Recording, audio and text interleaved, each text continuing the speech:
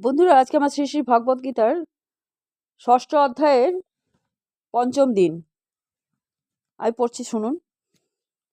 যথা দীপ নিবাতস্থ নিগতে সোপমাশ্রিতা যোগিন যত চিত্তস্য যুজ্যতে যোগ মাত্তন। শ্রী প্রভুপাদের গীতার গান। যথা দ্বীপ বিনা বায়ু স্থিরভাবে থাকে, উত্তম উপমা সেই যোগীর নিষ্ঠাকে। অনুবাদ। বায়ুশূন্য স্থানে দ্বীপ শিখা যেমন কম্পিত হয় না, চিত্তবৃত্তির নিরোধ অভ্যাসকারী যোগীর চিত্ত তেমনইভাবে অবিচলিত থাকে। তাৎপর্য। বাতাস না থাকলে দীপশিখা যেমন স্থিরভাবে জ্বলে, সর্বতভাবে ভগবানের চিন্তায় ধ্যানস্থ হয়ে আছেন যে ভক্ত, তার আত্মা সেই দীপশিখার মতো স্থির নিশ্চল। যত্র পরমতে চিত্তং নিরুদ্ধং যোগ সেবয়া যত্র চৈবাত্তনাত্তনং পশ্যন্নাত্তুনি তুষুতে সুখমাত্মান্তিক যত্তদ বুদ্ধিগ্রাহ্য মতীন্দ্রিয়ম বেত্তি যত্র ন চৈবায়ং স্থিতশ্চলতি তত্ত্বত যহ লব্ধা চাপরং লভ্যং মন্যতে নাধিকং তত যস্মিন স্থিত ন দুঃখেন গুরুনাপি বিচল্যতে তং বিদ্যা দুঃখ সংযোগ বিয়োগং যোগ সঙ্গীতম। শ্রী প্রভুপাদের গীতার গান। যোগীর সে আত্মস্থির যোগ সাধনেতে, যোগাত্মন তার নাম যোগ অভ্যাসেতে, বিষয় ভোগের উপরতি যোগীর প্রমাণ, নিরুদ্ধ সে যোগ সেবা সিদ্ধির নিধান। আত্মারাম যদাতুষ্ট আত্মার দর্শনে, সিদ্ধ সেই যোগী হয় যোগের সাধনে। সত্য যে সুখ তাহা ইন্দ্রিয়াতীত, যে বা সেই নাহি জানে অস্থির তত্ত্বত।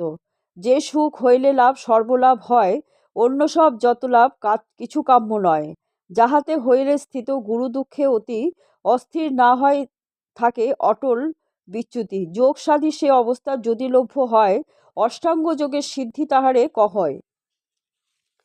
অনুবাদ। যে যোগ অভ্যাসের ফলে যে অবস্থায় চিত্ত সম্পূর্ণরূপে জড় বিষয় থেকে প্রত্যাহিত হয়, সেই অবস্থাকে যোগ সমাধি বলা হয়। এই অবস্থায় শুদ্ধ অন্তঃকরণ দ্বারা আত্মাকে উপলব্ধি করে যোগী আত্মাতে পরম আনন্দ আস্বাদন করেন।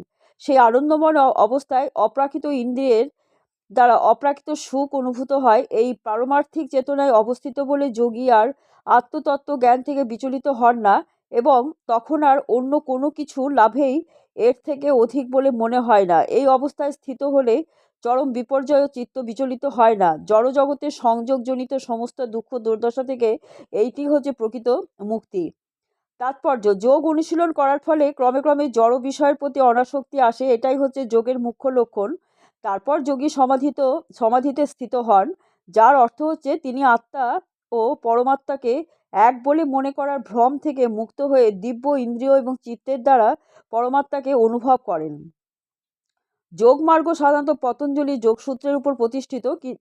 কিছু কপট ব্যাখ্যাকার জীবাত্ম এবং পরমাত্মার মধ্যে অভেদ স্থাপন করার অসৎ চেষ্টা করে, এবং অদ্বৈতবাদীরা সেটাকে মুক্তি বলে মনে করে, কিন্তু তারা পতঞ্জলির যোগ প্রণালীর প্রকৃত তাৎপর্য উপলব্ধি করতে পারে না।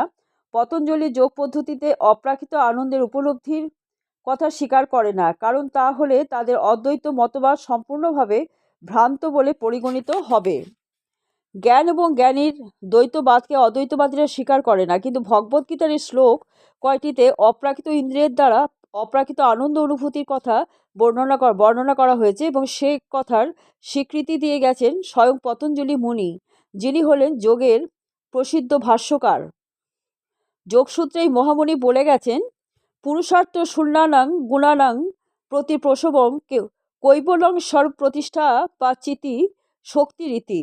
এই চিতি শক্তি অর্থাৎ অন্তরঙ্গা শক্তি হচ্ছে অপ্রাকৃত। পুরুষার্থ বলতে বোঝায় ধর্ম, অর্থ, কাম এবং মোক্ষ, এবং এই মোক্ষ অর্থাৎ পরমেশ্বরের সঙ্গে একীভূত হওয়াকে অদ্বৈতবাদীরা বলেন কৈবল্য, কিন্তু পতঞ্জলি বলছেন যে এই কৈবল্য হচ্ছে সেই দিব্য অন্তরঙ্গা শক্তি যার দ্বারা জীব তার স্বরূপ উপলব্ধি করতে পারে। শ্রী চৈতন্য মহাপ্রভু তার শিক্ষাষ্টকে এই অবস্থাকে বলেছেন চেত দর্পণ মার্জনম, অর্থাৎ এই অবস্থায় চিত্তরূপ দর্পণকে মার্জন করা হয়। চিত্তের এই শুদ্ধিই হচ্ছে যথার্থ মুক্তি। ভব মহাদয় বাগ্নি নির্বাপনম প্রারম্ভিক নির্বাণ মতো এই সিদ্ধান্তের অনুরূপ। শ্রীমদ্ ভাগবতে একে বলা হয়েছে স্বরূপেণ ব্যবস্থিতি। ভগবদ্গীতার এই শ্লোকেও সেই একই কথা বলা হয়েছে। নির্বাণের পরে অর্থাৎ জড় অস্তিত্বের সমাপ্তি হলে কৃষ্ণ ভাবনামৃত নামক ভগবত সেবাময় দিব্য ক্রিয়াকলাপ শুরু হয়।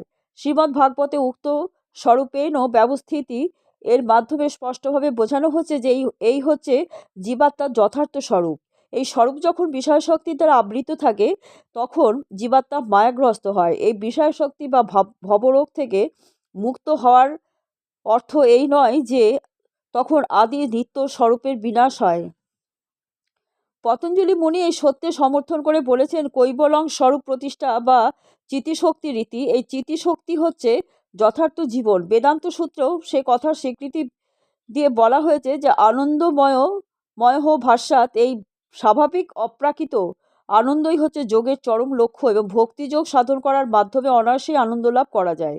ভগবদ্গীতার এই অধ্যায়ে ভক্তি যোগ সম্বন্ধে বিস্তারিতভাবে বর্ণনা করা হয়েছে।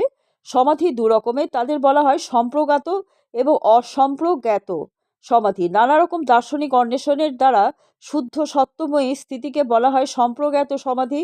অসম্প্রজ্ঞাত সমাধিতে কোনো রকম জড় বিষয়ানন্দ ভোগের সম্বন্ধ থাকে না, কারণ এই স্থিতিতে নিষ্ঠ যে মহাপুরুষ তিনি সব রকম ইন্দ্রিয়াজাত সুখের অতীত। এই চিন্ময় স্বরূপে অধিষ্ঠিত যোগী কখনো কোনো কিছুর দ্বারা বিচলিত হন না। যোগী যদি স্তরে উন্নীত না হতে পারে তাহলে বুঝতে হবে যে তার যোগ সাধনা সফল হয়নি। আধুনিক যুগের তথাকথিত যোগ বা বিভিন্ন ইন্দ্র সুখভোগের সঙ্গে যুক্ত তা পরস্পর বিরোধী। মৈথুন এবং মদ্যপানাসক্ত হয়ে যে নিজেকে যোগী বলে সে উপহাসের পাত্র। এমনকি যে যোগী যৌগিক সিদ্ধির প্রতি আকৃষ্ট সেও যথার্থ যোগী নয়। যোগী যদি যোগের আনুষঙ্গিক উপলব্ধির প্রতি আকৃষ্ট থাকে তবে সে যোগের যথার্থ সিদ্ধি লাভ করতে পারে না। সেই কথাই শ্লোকে বলা হয়েছে। তাই যারা যোগব্যায়ামের কসরত দেখায় অথবা তাদের সিদ্ধি প্রদর্শন করে ম্যাজিক দেখায় তারা যোগের অপব্যবহার করছে। তাদের বোঝা উচিত যে তাদের যোগ সাধনার সমস্ত প্রচেষ্টায় ব্যর্থ হয়েছে। এই যুগে যোগ সাধনার শ্রেষ্ঠ পন্থা হচ্ছে কৃষ্ণ ভাবনা, কারণ এই যোগ সাধনের কোনো বিভ্রান্তি নেই। ভগবত ভক্তি সাধন করবার মাধ্যমে ভক্ত যে অপ্রাকৃত আনন্দ আস্বাদন করে তার ফলে সে আর কোনো রকম জড়সুখ ভোগ করার আকাঙ্ক্ষা করে না। দোষের নিধি এই কলিযুগে হঠযোগ, ধ্যানযোগ এবং জ্ঞানযোগ অনুশীলনের পথে অনেক বাধা বিপত্তি আছে, কিন্তু কর্মযোগ বা ভক্তিযোগ অনুশীলনের তেমন কোনো অসুবিধে নেই। যতক্ষণ এই জড় দেহটা আছে ততক্ষণ আহার, নিদ্রা, ভয়, মৈথুন আদি জড় দেহের চাহিদাগুলো মেটাতে হয়, কিন্তু শুদ্ধ ভক্তিযোগ বা কৃষ্ণ ভাবনা অনুশীলন করার মাধ্যমে যখন এই আবশ্যকতাগুলো মেটানো হয় তখন তার ইন্দ্রিয় উত্তেজিত হয় না। ভক্ত তার জীবন ধারণের জন্য যতটুকু নিতান্ত প্রয়োজন ঠিক ততটুকুই গ্রহণ করে যথাসম্ভব লাভ ওঠাবার চেষ্টা করেন এবং কৃষ্ণ ভাবনামৃতে অপ্রাকৃত আনন্দ আস্বাদন করেন। তিনি দুর্ঘটনা, রোগ, অভাব, এমনকি অতি নিকট আত্মীয়ের মৃত্যু ইত্যাদি প্রাসঙ্গিক ঘটনাতেও নির্বিকার থাকেন, কিন্তু কৃষ্ণ ভাবনাময় ভগবত ভক্তি সাধনের ব্যাপারে তিনি সম্পূর্ণ সজাগ।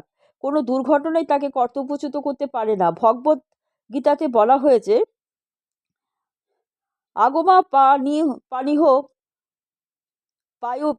আগমা পায়িনো হনিতাস্তাং স্থিতিক্ষস্য ভারত। তিনি এই সমস্ত প্রাসঙ্গিক ঘটনাগুলিকে সহ্য করেন, কারণ তিনি ভালো মতেই জানেন যে এইগুলি অনিত্য, এইগুলি আসবে ও যাবে। তাই তার কর্তব্যকর্ম কখনো এদের দ্বারা প্রভাবিত হয় না। এইভাবে তিনি যোগের পরম সিদ্ধি লাভ করেন। বন্ধুরা, আজকে এই পর্যন্ত। কালকে আবার আপনাদের পড়ে শোনাবো।